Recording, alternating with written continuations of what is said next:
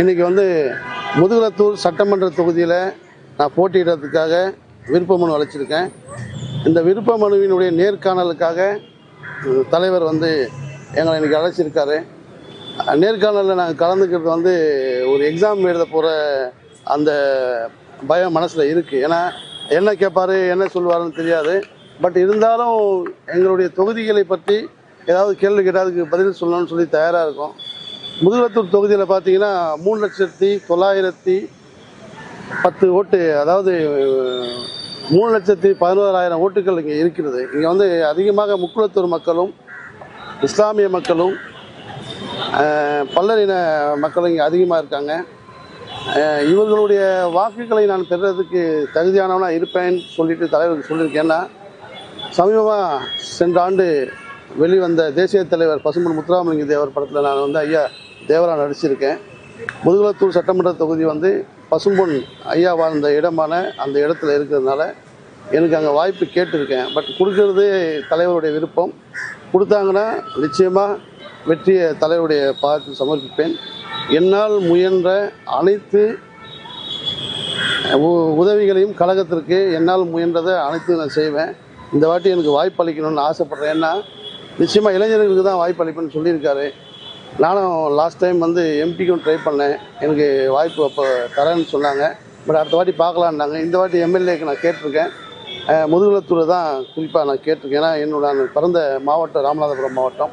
அதனால் முதுகுளத்தூர் சட்டமன்ற தொகுதியில் எனக்கு வாய்ப்பு கொடுத்தா நான் நிச்சயமாக வெற்றி அடைவேன். என்னை தெரியாத முக்குளத்தூர் மக்களே இருக்க மாட்டாங்க. தென் தமிழகத்தில் வந்து எனக்கு தெரியாத மக்களே இருக்க மாட்டாங்க. அது போக இன்றைக்கி வந்து ஐயா ஓபிஎஸ் வந்து கழகத்தில் இணைஞ்சிருக்கிறதுனால அவருடைய ஆதரவு மிகப்பெரிய பலமாக எனக்கு இருக்கும்.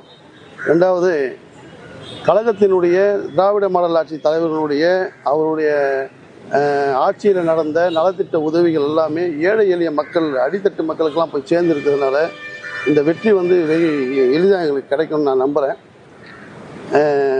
நிச்சயமாக வாய்ப்பு கொடுத்தா மாபெரும் வெற்றியை ஈட்டி தருவேன்னு சொல்லி நான் நம்புகிறேன். நன்றி, வணக்கம். 2 தொகுதிக்கு நீங்கள் இது பண்ணுறீங்க, எது கிடைச்சா நல்லா இருக்கும்?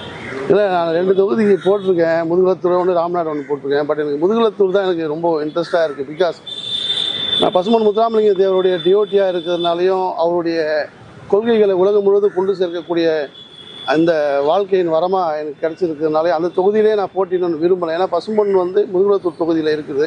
அதனால் அங்கே கிடைச்சா நல்லா இருக்கும்னு சொல்லி, அது போக இஸ்லாமிய மக்களும் முக்குளத்தூர் மக்களும் அதிகமாக வாழக்கூடிய தொகுதியாக இருக்கிறதுனால எனக்கு நல்லா இருக்கணும். முதுகுளத்தூர் மட்டும் தான் நான் பாயிண்ட் பண்ணியிருக்கேன். ஓபிஎஸ் வரவேற்று ஒரு ப்ரெஸ் மீட் கொடுத்துருவீங்கல்ல, அப்போ வந்து சொல்லியிருந்தீங்க வந்து திமுக பலன்ட்டு. இப்போ சப்போஸ் இடம் கிடைக்காத பட்சத்தில் தேர்தல் கால பணியாற்றுவீங்களா? 100% ஆற்றுவேன். இதுக்கு உண்டான கடிதத்தை வந்து நான் ஆல்ரெடி கொடுத்துட்டேன். ஃபைனான்ஸ் மினிஸ்டர்கிட்ட கொடுத்துருக்கேன். எனக்கு வந்து தென் தமிழகம் முழுவதும் என்னை வந்து தேவரை பின்தொடரக்கூடிய அனைத்து மக்களும் என்னை வந்து பின்தொடர்ந்துட்டு இருக்காங்க. எனக்கு வந்து இங்கே வாய்ப்பு கொடுத்தாலும் கொடுக்கலனாலும் கழகத்திற்காக நான் பிரச்சாரம் செய்ய தயாராக இருக்கேன். தென் தமிழகம் முழுவதும் தேர்தல் சுற்றுப்பயணம் போக தயாராக இருக்கேன் அப்படின்னு சொல்லியிருக்கேன்.